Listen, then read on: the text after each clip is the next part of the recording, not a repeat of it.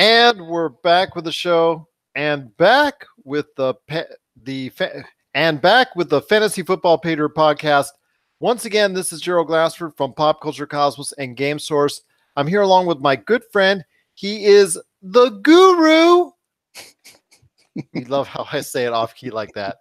Of the Fantasy Football Pater podcast. You got to catch it today on everywhere we're on, including Podbean, Apple Podcasts, Spotify, and over 30 different podcast outlets, or in little snippets as far as segments are concerned on the Pop Culture Cosmos show and the PCC Multiverse.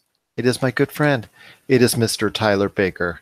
Happy International Podcast Day to you, my friend. Yeah, you too, buddy. It's good to be on. It's a pleasure. Well, it is a pleasure, but we like talking to you so much that we have a guest that's coming on at this point in time. So, or we had a guest that's coming on at this point in time. Is he there? He just dropped off. Can we get him back on? Yeah. Because I'm so boring. Yeah. No, I'm not going to say that. There he is. Oh, there he is. Okay. Sorry, I don't know what happened. Just went dead for a moment. It's the wonders of technology. It never fails. Yes. Well, we're still rolling. Tyler, I enjoy having you on so much that I decided to bring a guest in. Sweet. Yes, he is the co-host of Inside Sports. You gotta catch it today. Him and Charles Smith do an amazing job of covering the sports world. It is on regularly on Podbean, Apple Podcasts, Spotify, and many more outlets. It is a great man indeed who knows the inside when it comes to football. It is Chris Ladieri. How's it going, Chris? It's going great. Thank you both for having me on and intruding on what I find to be a very, very entertaining wrap-up of the NFL week, as it were. So thanks again. My son, who's an NFL addict like myself, was excited to hear I'm going on yet another podcast, and especially one that specializes on fantasy football, as I am brainwashing him on the game we love so much. Well, it sounds like the brainwashing is going well, and thank you so much. We love, actually, I'll tell you what, I'm actually thinking about renaming the Fantasy Football Pater podcast Behind Tyler Baker's Back. You know what I'm going to name it? Yet another podcast. I like that. But you gave me the inspiration. I like that indeed. But it is the Fantasy Football Pater podcast. We truly appreciate you listening to us. But there's an obvious starting place as far as the week in the NFL. And it all starts off in Chicago. So I ask you, Mr. Tyler Baker, I'll start off with you, my friend, because we've touched on this before. Is the Fitzmagic over? And the legend of the Trubisky is about to begin. Well, the Fitzmagic has turned into a Fitzpumpkin, unfortunately. He was close to getting benched last week, and this week they went ahead and put in Jameis Winston. That's their guy. That's their franchise guy. But you're right. The real story in this game was Mitch Trubisky. 6 touchdowns. No. Mitchell. You're right. Touchdowns. You're right. He deserves to be called Mitchell. Lest I offend. Mitchell Trubisky, 6 touchdowns, led the team in rushing. And if there's a fantasy takeaway, it's that if you have anybody playing the Buccaneers defense, play them. I agree with you on that. It just looks very apparent that they have a very nice, soft and smooth defense that you can just glide right through like butter. Mm-hmm. Chris, a couple things I want to ask you here. First thing is with Ryan Fitzpatrick, is the benching of Fitzpatrick fair? Because I'm not going to say it's fair to me after throwing, the guy threw 3 straight 400-yard games, the only individual ever to do so in the NFL, by the way. Got pulled after the first half so quickly. And number 2, do you think Mitchell Trubisky going forward, the legend of Trubisky, is going to continue and he's going to be a number 1 starting quarterback for fantasy football owners going forward? Okay, first over to Fitz Magic, who I'd like to rename Fitz Mean Reversion, as it's looking like right here now after 4 weeks. But regardless, look, it was a blowout at halftime. The Bears really got a big lead. And at that point, Dirk Cutter's really got a hard situation on his hands, regardless of what happens today. He's got the number one pick, the franchise quarterback, on the bench, and the media is circling not only in Tampa but nationally over this story. So at this point in a blowout, Cutter can essentially say, and I'm going to put my Dirk Cutter hat on now and say, well, we need to give Jameis some reps. He's been suspended, and we don't want Fitzpatrick to get hurt. Or at the same time, he wants to see, if the Fitz magic has run out, let's see what Winston has. If he has a crappy game, which he really did not light anything up by any means today, then we could say, well, we're going back to Fitzpatrick. We gave Winston his shot. So it's a real dicey situation, but I wouldn't write anything off after a massive blowout. Number two, Trubisky. I don't think he's a second coming of Pat Mahomes. No one is, because Patrick Mahomes is the greatest fantasy football quarterback who ever lived. If you listen to the experts after 3 weeks, Jared Goff's now a close second, by the way. But I do think he's not as bad as everyone thought he is. He's not as great as he performed this week against the moribund Buccaneers defense, like you mentioned. But that said, remains to be seen if he's an every week starter. I mean, myself, I think someone like an Andy Dalton will probably outscore him on a week-to-week basis. But worth stashing on your bench and potentially playing down the stretch if things continue to improve. And look, Nagy's done a great job in Chicago. It could have easily be 4-0 were it not for the miraculous comeback from Aaron Rodgers in week 1. Yeah, and with Trubisky, it really is going to be matchup based. You put him up against a good defense, he's not going to do the things that he did today. In my opinion, at least we haven't seen it yet. I feel bad for you, Mitchell. You're still not getting the 100% love here at the Fantasy Football Pater podcast, but there is hope. There is hope for Mitchell. But it wasn't all roses and daisies for the Chicago Bears today, because I believe they did suffer an injury with a major piece of a major cog in their machinery. In the fact, I think Jordan Howard either left the game early with an injury or he was not utilized to his full potential for some reason during the game. Yeah, they're going to, they don't think it's serious, but he is going to have an MRI on Monday. Yeah, as a Howard owner, I certainly hope it's not. I guess the good news for people like me who do have Jordan Howard is their bye is next week, but fingers crossed, because he really didn't do much of anything today. I agree with you on that. I do have him on one of my teams. He was a starter, and it was concerning to see a big fat 0 by his name. Unfortunately, he didn't get to produce the way that he normally could, because he is one of the better running backs in the league and one of the more productive backs, because of the Chicago Bears usually have a tendency to run and focus on that. Today was obviously a different story. And going forward, if he is injured, Tyler, do you think it's going to be a situation where they don't have a premier backup to go for, and that you have to be looking for somewhere else if you're a fantasy football team owner like both Chris and myself? Yeah, well, just to clarify, O.J. Howard, tight end for the Tampa Bay Buccaneers, was injured. Jordan Howard, running back for the Chicago Bears, just stunk today. This was a situation where Nagy was getting guys moved around, getting the ball into space, and that really creates an opportunity for Tariq Cohen to come in. Tariq Cohen is just an explosive player.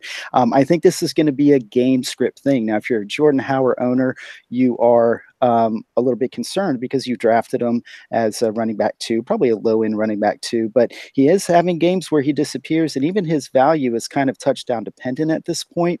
I think this was a game where just about everybody on that offense got fed except for Jordan Howard. I don't think this is an every week thing, but it definitely lowers the floor for Jordan Howard, and that is concerning for fantasy owners.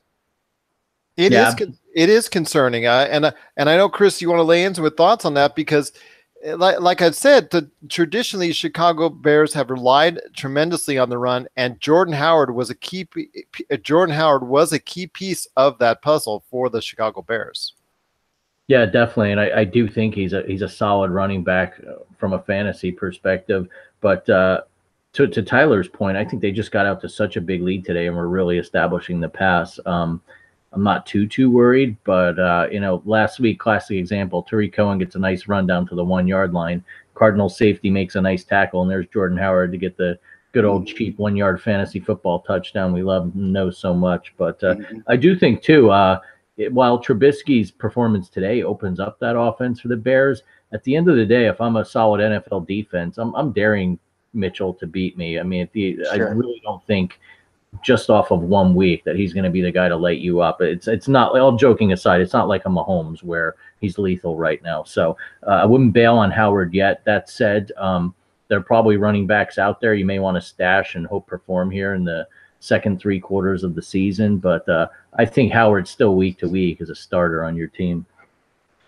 One of the things that I also want to talk to you guys about and get your opinion on is also keying in on the running backs, because there were 2 situations which, again, affected a lot of fantasy football owners, including myself, in both Seattle and Jacksonville.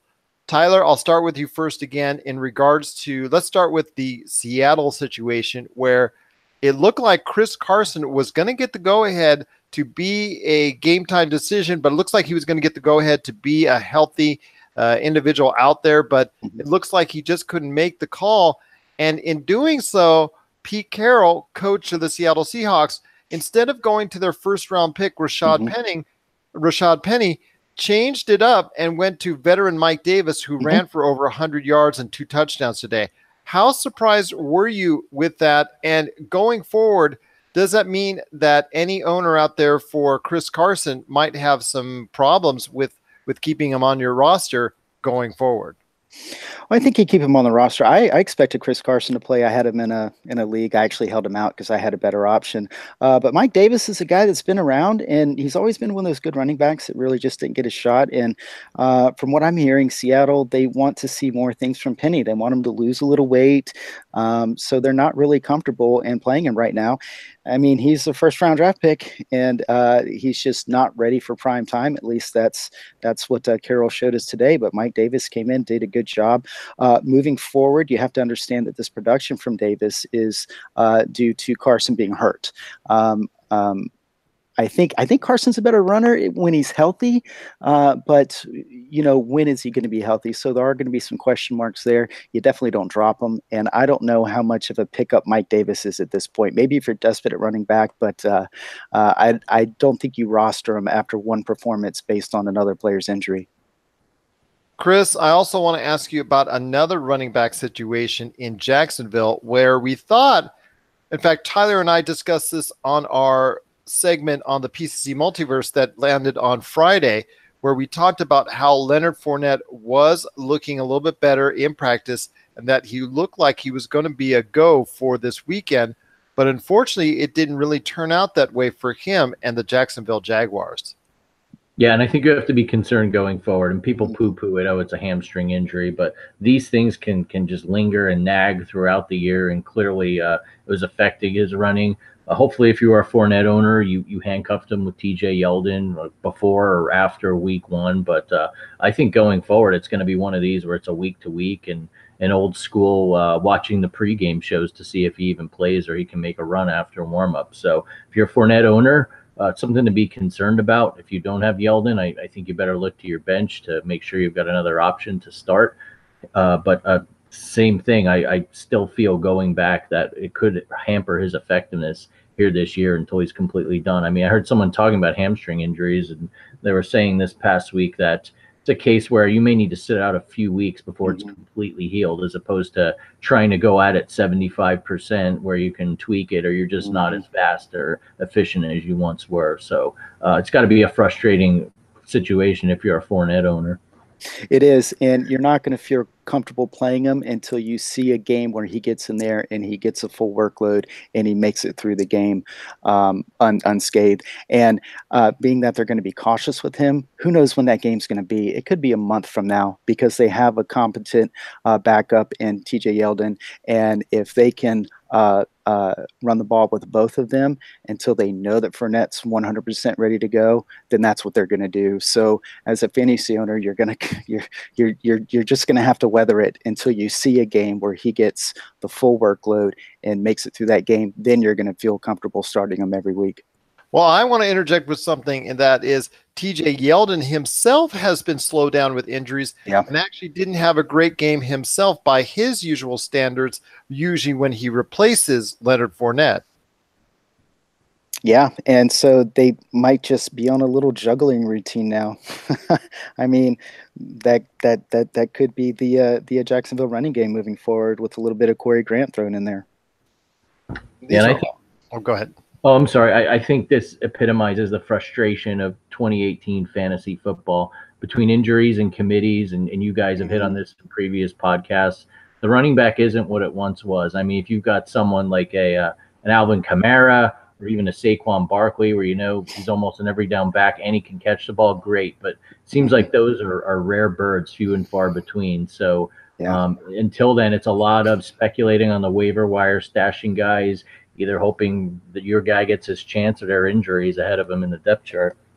And even Kamara's situation, even though it looks definitive for now, could change on the fly and be very fluid with Mark Ingram coming back from his 4-game suspension. Yeah, the Saints can have two very good running backs, and they've showed that in the past, but I would expect Kamara to take a little bit of a dip when Ingram comes back. Now, Chris, you and I have both known Charles Smith, the man behind the Inside Sports Show that you co-host on. That he is a big Miami Dolphins fan, and there was a few weeks where we were starting to maybe kind of buy in on the Miami Dolphins as a solid team. They came in undefeated to New England. They were looking like they were on a high, and New England was kind of on a low, and things were kind of looking a little bit grim for Belichick's team. What happened with Miami today in regards to their loss to New England, where they just went in and got smoked 100%? Yeah, and this is one of the few games I predicted right on our podcast last week. I thought the rumors of the Patriots' demise were at least somewhat exaggerated. And until Ryan Tannehill and/or his Dolphins teammates go into Foxborough and beat them resoundingly, I was skeptical, and guess I was proven right today. Look, Ryan Tannehill up until today won 9 of his last 10 starts. That's great, but I think this guy epitomizes mediocrity at quarterback. I tend to think Charles agrees with me, but the Dolphins had 3 nice wins. It was a nice little run, but at the end of the day, I don't think they're a playoff team, and even a Patriots team running not quite as full speed as they have been in previous years is clearly superior to the Dolphins, and we saw that today. Does Charles actually go and snap back at you when you tell him those words? He doesn't. I'm sure he wants to, but he's the consummate professional and podcast host. But I think at the end of the day, and we do have one thing in common. We are huge Dan Marino fans, and we both long for the days of a Hall of Fame quarterback behind center in Miami. Well, unless there's another Ace Ventura coming soon, I don't think you're going to see Dan Marino. He's not even pitching any more isotoner gloves at this point in time. So, I think it's off to retirement for him.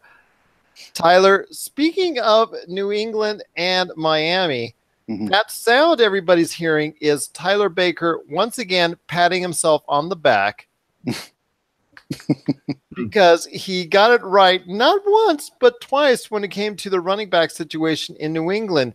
Because yes, while Sonny Michel was an actual stud out there running the ball, James White was really not too bad either in what he does best as far as becoming a big-time receiver for Tom Brady. Yeah, and they really need help. Next week, I think everything changes. Julian Edelman will be back.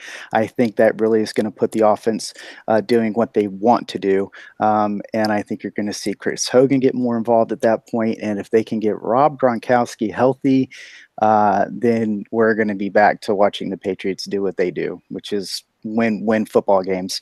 But it was good to see Sonny Michel getting a full workload. I mean, 25 rushes. That's a full workload.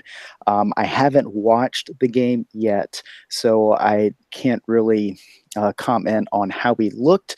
But I would assume just by looking at those numbers that he's starting to fit into this offense. And I would expect him to be the guy moving forward. I mean, it looks like just by the numbers that they trust him now, and that was something that I was concerned with, because missing so much of camp and in a preseason, having to get the rookie up to speed. They showed some trust today and how many carries they gave him, and it looks like he did a good job. But again, I haven't seen the game film yet. Once again, it is Tyler Baker from the Fantasy Football Pater podcast. And also with us as a guest, we are truly glad to have him here. It is Chris Ladieri from Inside Sports. You can catch his show and our show, the Fantasy Football Pater podcast, as well on Podbean, Spotify, Apple Podcasts, and over 30 different podcast outlets. And again, Chris Ladieri and Charles Smith anchor the Inside Sports show. That is a sports show you cannot afford to miss. Chris, I want to talk to you about Tennessee and Philadelphia.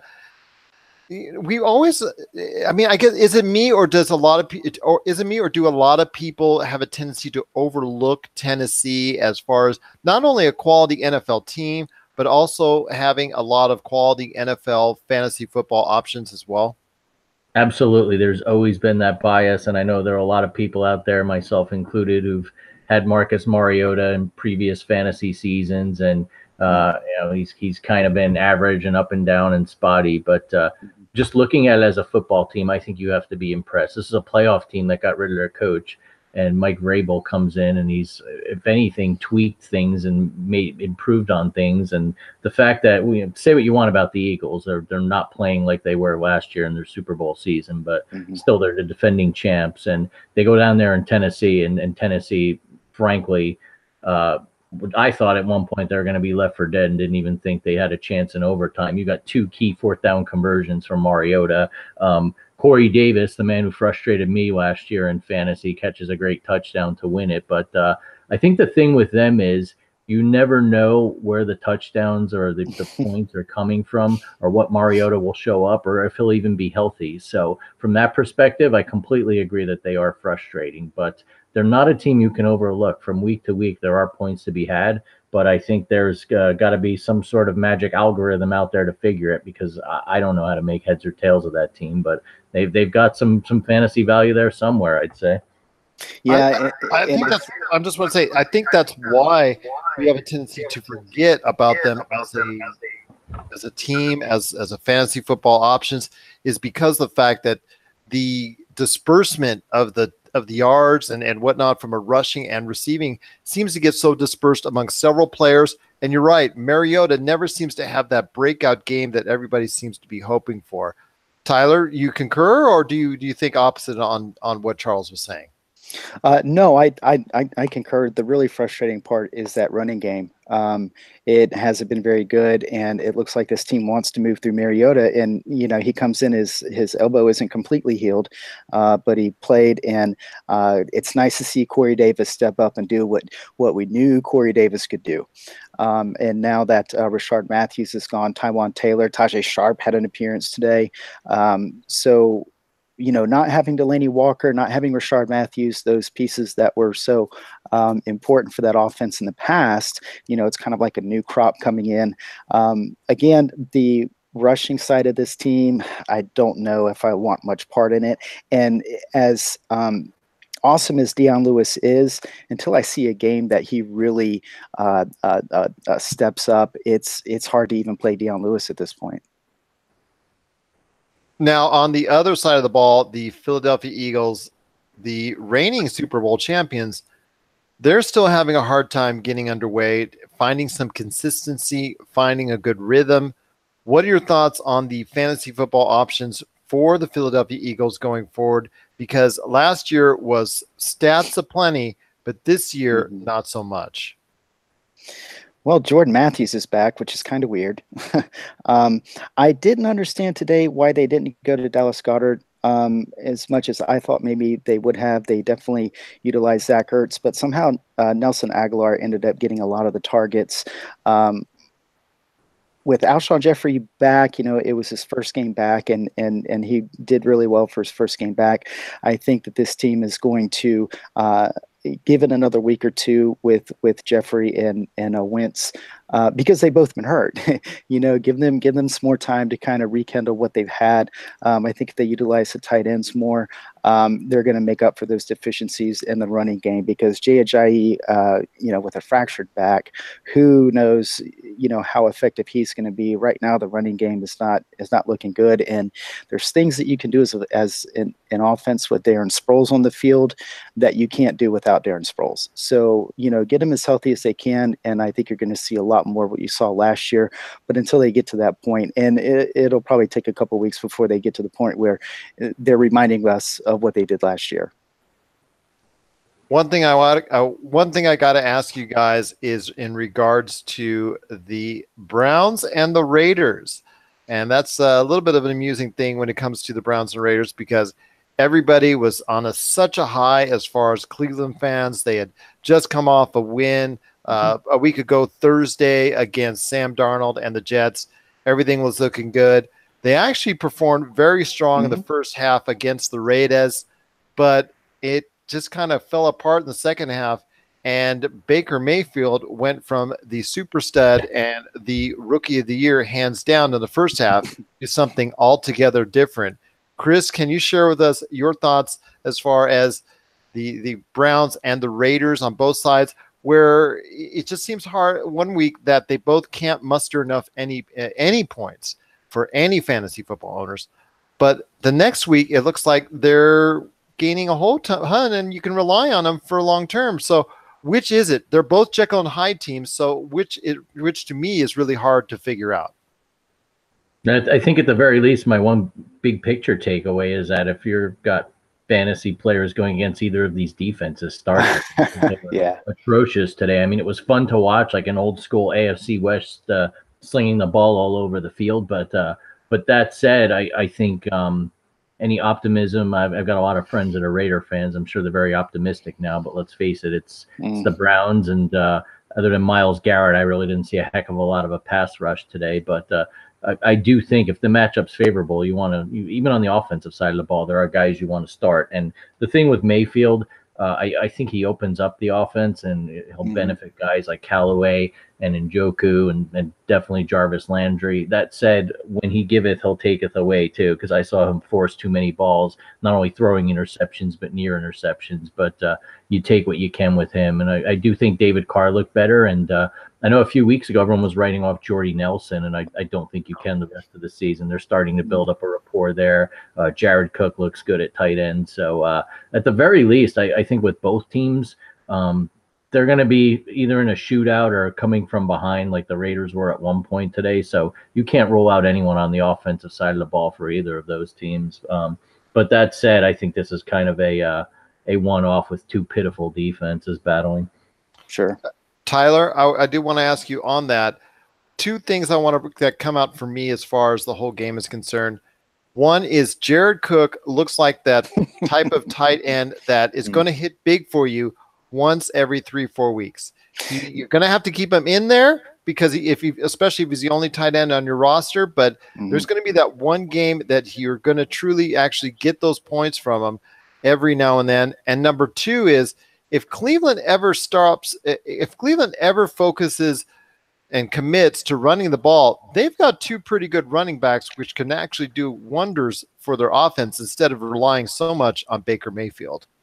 Sure. Well, I'm not a Jared Cook fan, and I kind of wrote off his week one production with the 2 touchdowns, but he's getting a lot of targets. And if Gruden is committed to trying to utilize his athleticism, then you're not going to be able to stop him. It seems like in the past, Jared Cook just hasn't been able to put it together. Looks like Gruden is really helping him do that. I wouldn't feel comfortable starting him, but you can't ignore the numbers. It is probably going to be up and down, but when you look at the targets, he's getting a lot of targets. And in fantasy football, you like seeing a lot of targets, especially for an athletic player like him. With Cleveland, with Baker Mayfield, I was kind of hoping to see if there was like one receiver that he really liked going to. He did a really good job of spreading the ball around, even getting Rashard Higgins involved, who somebody I thought was going to pop last season.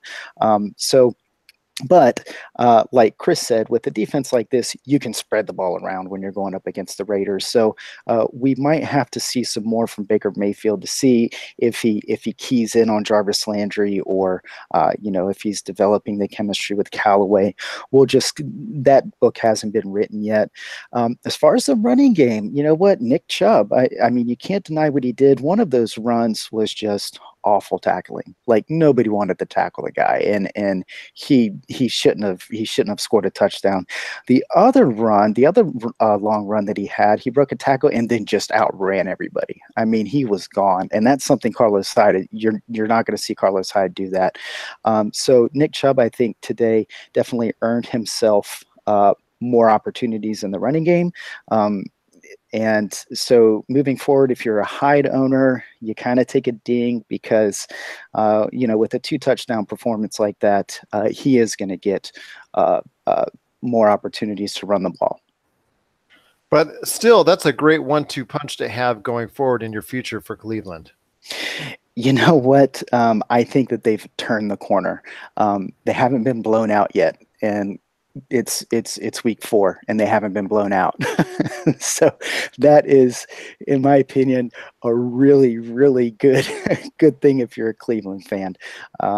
Like Chris said, we'll see what happens when they face tougher defenses, but this Cleveland team has got a lot of talent. I think that there's going to be good things moving forward. I don't know how many wins it's going to translate into, but there's definitely some fantasy value on this team. Now, on the offense, again, we'll have to wait and see, when Baker Mayfield kind of gets into his rhythm, kind of see if we can see him pick a favorite in the passing game. But there's definitely some fantasy value in this team. One last game I think we'll cover when it comes to week 4 in the NFL before I get to your guys' final thoughts on week 4 in the NFL. That is, to me, is the story. Well, we actually don't talk about them much, but you mentioned it briefly earlier in the episode, and that was the story behind the New Orleans Saints and the New York Giants, where the New Orleans Saints, they're under the radar right now, Chris, but they're a solid 3-1. They've got obviously a very good offense, and their traditionally bad defense that still is there to some extent, although they performed much better today in facing off against the, I don't want to say ageless Eli Manning, because for the most part this season, he's looked very aged. Yeah, definitely aged. I do think it was a combination of two things. One, the Saints pass rush reemerged today, which is really going to help them, especially against NFC South opponents. Look, a great pass rush can hide any holes in your secondary, and I think that's what we're seeing here. And then two, even on the offensive side of the ball, I feel as though the Giants neutralized Mike Thomas, and what happened, Kamara was getting some more carries. He was getting it more out of the backfield. Breeze was spreading the ball around a little more, running a little more kind of trick sets with the next Michael Vick coming out of the backfield, as they were alluding to today during the broadcast. But on top of that, I mean, it's not the typical one-dimensional Saints where if you stop Breeze or you rush him and you take the pass away, you're not going to beat them. And frankly, the Giants defense has been playing well. They played well today. They're missing Olivier Vernon, but they hung in that game. The score was kind of misleading. On the flip side, I don't know if Eli Manning is done. As a Giants fan, I suspect that he is. Why the front office doesn't see it and didn't pick a quarterback, at least to kind of mentor a year under Eli and learn.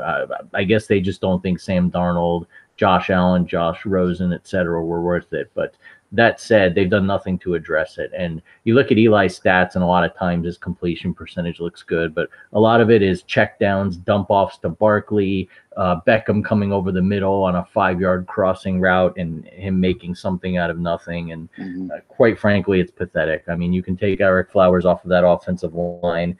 Still the same cruddy offense, and OBJ has no touchdowns this year, and I think that epitomizes that this team cannot get it together on offense. And you can blame everyone you want, but at some point you have to say, has Eli Manning lost it? And he's not as accurate and he's not as efficient in the red zone, and I think that's where the finger needs to be pointed. Tyler, do you concur with that? I mean, do you agree with that, with what he was saying? Oh, absolutely. And there was definitely, I've heard from a lot of Giants fans that, why did they get Barkley? Personally, I think it was a really good move. You get an absolute stud running back. You get him cheap for a couple years. You have Odell Beckham under contract. Um, Sterling Shepard is young. Evan Ingram is young. This team is primed to get a good quarterback. And yeah, they definitely need help on the offensive line. Paying Flowers, I think, was a terrible idea, but it's this offense is a couple pieces away from being a really, really dangerous offense, and there's some really good pieces still on that defense too. But right now, if you're an Eli Manning fan, you're just looking for him to go ahead and go out gracefully. But yeah, it looks like some changes are going to need to be made in the next draft when it comes to the Giants' offensive line and also the quarterback, because with all that abundance of talent everywhere else, it's just a matter of time to put those final pieces together to see something really strong again in New York. All right, guys, just want to make sure and everybody let everybody know again, I am with Chris Ladieri with Inside Sports, and also as well Tyler Baker from the Fantasy Football Pater podcast. You got to catch these shows. Both are on the both are on Podbean, Apple Podcasts, Spotify, and so many other different outlets. Chris, any last thoughts on the way out, or why should people tune in every time the Inside Sports goes on the air? Oh, I appreciate it. And Gerald, Tyler, thanks again. This is really fun, and thank you for letting me intervene. And by no means is this yet another podcast. I meant that in the sense that that's okay. I mean, you could actually put that in quotations as part of our nickname. Yeah, no. If it gets people to listen, you can call us whatever you want. Yeah, well, I like it.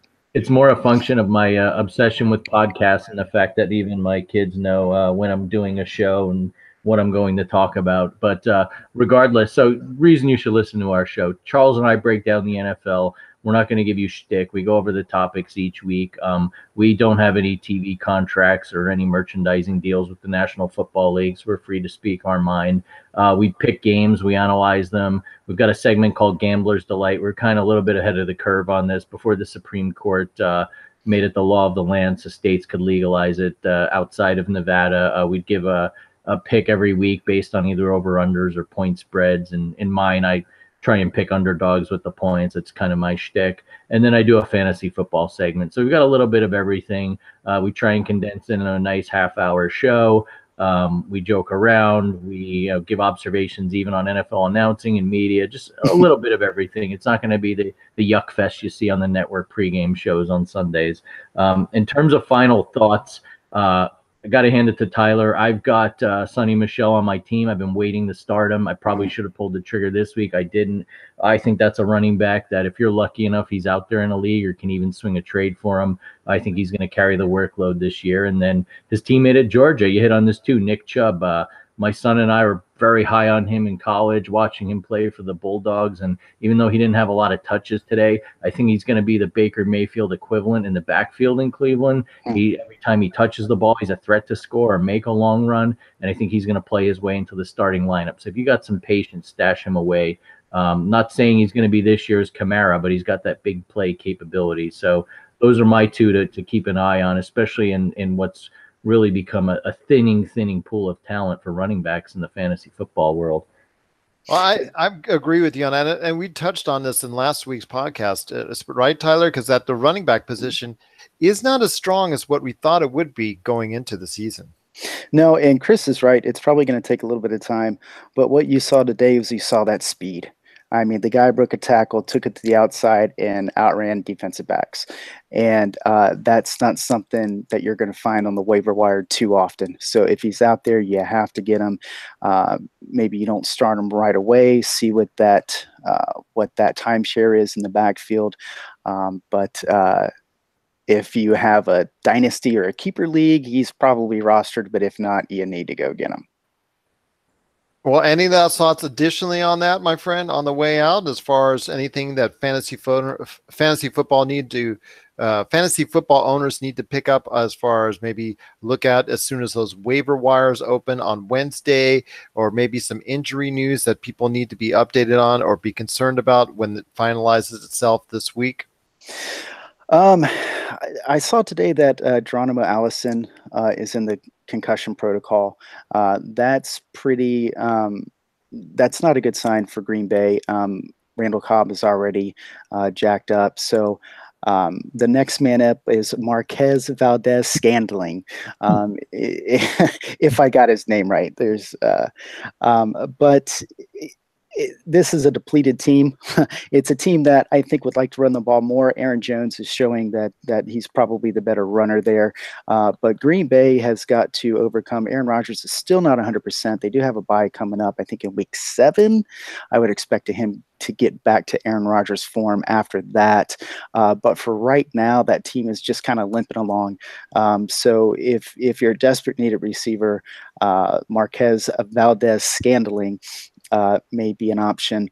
Tyler Eifert had a really gruesome ankle injury today. It was pretty bad, and Tyler Boyd has already been coming on. He's probably already rostered, but I think that opens the opportunity for Tyler Boyd to get even more targets. But other than that, I did see in San Francisco that Dante Pettis and Marquise Goodwin are both banged up. We'll see what happens there. I think George Kittle, if George Kittle is available, if he's on the waiver wire, you have to go get him, especially with the nature of tight end right now is pretty terrible. But it'll be interesting to see how Shanahan continues to be creative and do the dink and duck thing and help CJ Beathard to at least put a competitive team out there. I'm not expecting them to win a lot of games, but I think there still is some fantasy value to be had there. I think that's about it. It was great having Chris on. Chris, what's your son's name? My son's name is Dominic. He's a Giants fan, but I got to tell you, he basically is growing up at the right time in Los Angeles. We live outside of LA. I've taken him to Rams training camp the last 3 years. He's enjoyed watching this team, and I told him the other day, I know it's early, but you may have very well seen a Super Bowl contender at UC Irvine this past August. So he likes the Rams. He's also a Cam Newton fan. Kids at that age, they like a lot of different teams and players, especially this younger generation. But he was bummed today at the Giants loss. I mean, I grew up right near Giants Stadium as a kid. My dad had season tickets, and naturally I pass that on to my son. But for him to be in LA at a time where we've got not only a football team, one of the best in the NFL is really cool for him. And I say, you know what, Dom, at least you got the Rams to watch on a week-to-week basis. Yeah, no joke. And I just moved from California, and I went to the first preseason game that they were in LA. I went to that game, and there was an incredible energy there. The Rams were back in Los Angeles, and it was just super cool. And then when they signed McVay, I'm a Redskins fan, grew up a Redskins fan, went to Redskins training camp, grew up going to games. So I'm very familiar with Sean McVay, and I knew when McVay went to Los Angeles that it was going to be something special. And I completely agree. I think they're the best team in the NFL right now. Don't think that there's a team that's going to beat them this year as far as like going all the way to the Super Bowl. They're just a very, very good team, very well coached team, a lot of talent on that team too. Well, someone who's been someone who was living in the Southern California area for the first 25 years of his life, and who saw the first go round for both the Raiders and the Rams, and to see the lack of, fan participation at times when they were playing in Angel Stadium and also the LA Coliseum. It is nice to see the talent that's been built up for both the Chargers and the Rams franchises. The Rams look like they are the best team in the NFL, and the Chargers don't look like chopped liver at all. They look like a very solid team themselves, maybe even a playoff run, I think, for them, but that could be a possibility. I do want to make a correction. It does seem that at this point in time, the LA Coliseum, it's not retrofitted for 100,000 anymore. I know for a fact right now that with those big old USC jerseys that they go out, it's now been reduced to almost 2/3 that, and the USC doesn't fill that up anymore like they did in the old days. The Rams, however, there is an energy. It is not a full house yet from every time that they're down there, but it is on the way up. I'd love to see that support for the the Los Angeles community. It would be even great if they could start selling it out some of these games that would really make it really special. Your thoughts, guys, on both them and the Chargers moving to a new stadium in Los Angeles after, however many billions of dollars are going to be spent on it. Your thoughts on both of them being able to coexist, and also being able to be a functional part of the LA community going forward, because we've seen it before. We've all from Southern California at various points of time. The LA community, the Southern California community, has not always supported the LA football teams there. But at least for now, in the case of one team, at least they're making an effort in doing so right now. Chris, what are your thoughts? I think it's going to be the Rams. I think it's their city. If you've been to the Coliseum, as I'm sure you guys had, it's cavernous. It's from another century. It's hot. It's hard to get in and out of. Yeah. Public transportation is getting a little better, but it's a hassle. I mean, my son keeps bugging me to go to a game, and my answer to him kind of hits on why I think it hasn't sold out yet, besides the winning factor. It's freaking hot when you go to that stadium. It's not your NFL stadium where you can kind of hide under the overhang or sit in a section that's covered. That's part of it. And then, too, there's a lot going on right now. The Dodgers are making yet another playoff run. The Lakers are starting up with LeBron James, so people's focus isn't solely on the Rams yet. But I feel as though, and I saw this last year when the Rams got better and people realized they're making a playoff run, the crowds got bigger. That interest was there. That buzz was there. The Chargers, while I think they've got a nice team assembled, until they get a kicker or a coach that I can really have some faith in, like a Sean McVay, I'm going to be skeptical. And look, I've got my sister-in-law lives in San Diego. I've got friends in San Diego transplants. They're Chargers fans. They have no business being here. I'm not trying to be mean or abrupt by saying that, but one of my coworkers, a 49ers fan, he was at the game today. And if you watch the telecast, it was essentially a 49ers home game in a soccer stadium. And I think that's the problem the Chargers are going to have in that big stadium in Inglewood, brand new. I know the Spanoses want some of that money, even if they're just a tenant, but that problem is going to be magnified even more. It's going to be empty and or filled up with opposing teams, red jerseys from Kansas City or orange from Denver, you name it. So while I think they're a good team, the whole thing was botched. It's another story we've discussed on the Football Talk podcast, but I think they got an uphill battle from day one. Well, I also went to the first preseason game when the Chargers went to LA. And I will tell you, my experience was there's a college campus right next to, I forget the name, StubHub Center. There's a college campus right next to it. Is it Dominguez Hills or something like that? Yeah. And so the parking was on the other side of this campus. Now, school was out, and so I had to park a mile away and then walk through a mile of empty parking lots to get to the game. And I could tell you there was no energy. They were playing, I forget who they were. Oh, they were playing the Seahawks, and it was nothing but Seahawks jerseys. And there was just not the energy. The Rams are back. There was none of that. I don't think LA wants the Chargers. And just like Chris said, when they get that stadium built, it's going to be very evident when the Chargers play there that they don't have very many fans in LA. And it's sad because they have a decent team, but it's unfortunately one of those teams, like Chris said, that is always finding ways to lose games.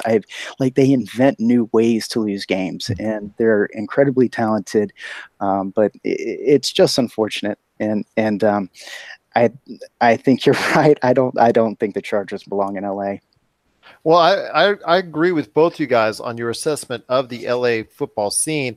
But what is even worse is the fact that the StubHub Center is the smallest by far NFL stadium. And if most of the seats are filled up by the opposing team's fans, that really says a number about how many actual fans of the Chargers are showing up for their games. And that's really a sad sign indeed. And I agree with you. They should have never left San Diego. I understand that the citizens of San Diego did not want to support a cavernous stadium venture. And it is, depending on the community, some of these communities do not want to do that and have that kind of expenditure. I know in Las Vegas, it was a very hot topic on whether or not we should fund any, if at all. I get stuck with a bill as far as voters are concerned. I know it was very hotly contested before it was approved. So I understand that, and I respect the voters and the fans out there in San Diego. But to move away from a nice solid base and a nice solid area in the San Diego market, I thought was not a very good move. And I think going forward, there's not going to be a long lasting impression. The San Diego Chargers, the Los Angeles Chargers are going to leave in Los Angeles because, like I said, it just slipped right now. The San Diego, as far as it's concerned, looks like long term they might head back to San Diego or go somewhere else. I mean, my gosh, Al Davis was doing it for years. He would go whatever the winds change, there he's gone. So in this market, in this age, I'm not sure how long they're going to last in LA, but we'll wait and see. But yes, you're right. Clearly, if there's any team that's going to survive, and if there's any team that's going to make it in the LA market, it appears to be, once again, the Los Angeles Rams, who hopefully this time will not move back to St. Louis for any reason at all. And Chris is right. The LA Coliseum is a terrible place to watch a game. Like you said, it's just concrete. The seats are uncomfortable. You're in the sun the entire time. But on the other side, StubHub is actually a great place to watch a game. It's a nice small stadium. So if your team is playing the Chargers, go. It'll be a good time. And there'll be lots of friends with you. Isn't that right, Chris? Absolutely. I mean, you get a nice chant going. I mean, when the Eagles came last year, I think that was a poster child where the national media caught on, and they were singing "Fly Eagles, Fly" as they're kicking the ball off to the Chargers at one point. So, yeah. Oh, that's just truly the way to go as far as it's concerned. I couldn't tell it any better than that. It is Chris Ladieri from Inside Sports and also Tyler Baker from the Fantasy Football Pater podcast. Guys, it's been a great pleasure having you both on. Chris, you're always welcome to join us at any time on the Fantasy Football Pater podcast. So great to have you guys here, a part of the show, part of the pop culture cosmos, and of course, right here on the Fantasy Football Pater podcast.